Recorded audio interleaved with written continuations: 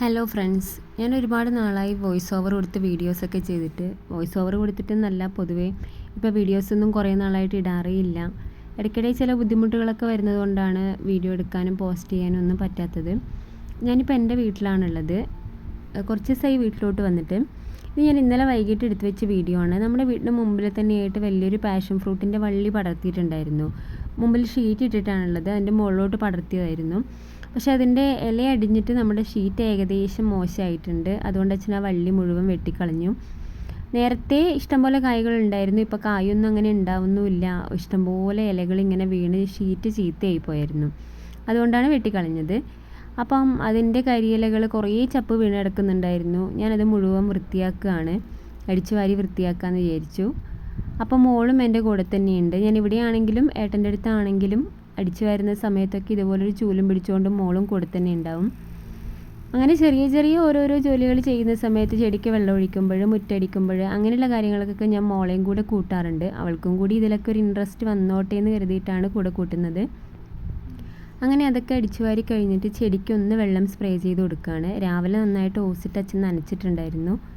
പിന്നെ വെയിലൊക്കെ കൊണ്ട് ചെറുതായിട്ടൊന്ന് വാട്ടം തട്ടിയതുകൊണ്ട് ഇലകൾക്കൊക്കെ ഒന്ന് വെള്ളം സ്പ്രേ ചെയ്ത് കൊടുക്കാമെന്ന് കരുതി.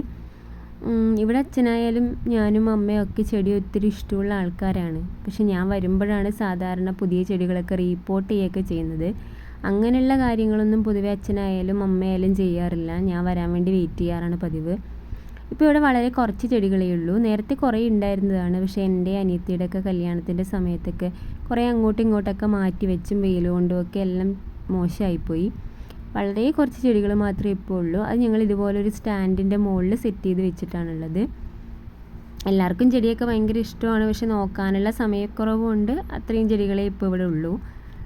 പിന്നെ അതൊക്കെ കഴിഞ്ഞപ്പോൾ അച്ഛൻ പറഞ്ഞൊരു കട്ടൻ ചായ ഇട്ട് തരാനായിട്ട്. നമ്മളല്ലെങ്കിലും പൊതുവേ രാവിലെ പാലൊഴിച്ച് ചായയും വൈകിട്ട് കട്ടൻ ചായയാണ് ഇവിടെ ഉണ്ടാക്കാറുള്ളത്. ഈ ഒരു സ്റ്റവിൻ്റെ മേലെ വെച്ചിരിക്കുന്ന ആ ഒരു സ്റ്റീലിൻ്റെ പാത്രം പോലെ ഇരിക്കുന്ന സാധനം അച്ഛൻ ഓൺലൈനിൽ വാങ്ങിച്ചതാണ്. നമ്മുടെ ഇവിടെ ഗ്യാസ് വെച്ചിരിക്കുന്നതിൻ്റെ തൊട്ട് പുറകിലായിട്ട് ജനലുണ്ട്. പകലൊക്കെ നല്ല കാറ്റുണ്ടാവും. ഒന്നുകിൽ കാറ്റടിച്ചിട്ട് ഗ്യാസ് ഓഫായി പോവും, അല്ലെങ്കിൽ നല്ലോണം തീ ആളിക്കത്തും. അപ്പോൾ അത് ഒഴിവാക്കാൻ വേണ്ടിയിട്ടാണ് ആ ഒരു സാധനം വാങ്ങി വെച്ചിരിക്കുന്നത്. എന്തായാലും അത് നമുക്ക് ഒത്തിരി യൂസ്ഫുള്ളാണ്. ഇപ്പോൾ ഏട്ടൻ്റെ അടുത്താണെങ്കിൽ രാവിലെ ആണെങ്കിലും വൈകിട്ടാണെങ്കിലും പാലൊഴിച്ച് ചായയാണ് കുടിക്കാറുള്ളത്. പക്ഷേ ഇവിടെ വൈകിട്ട് കട്ടനാണ്, അതൊരു ശീലമായിപ്പോയി. അപ്പോൾ ചായയൊക്കെ ഇട്ട് കഴിയുമ്പോഴത്തേക്കും അമ്മ വന്നു. അമ്മ അനിയത്തിനെ കൊണ്ടുവിടാൻ പോയതായിരുന്നു.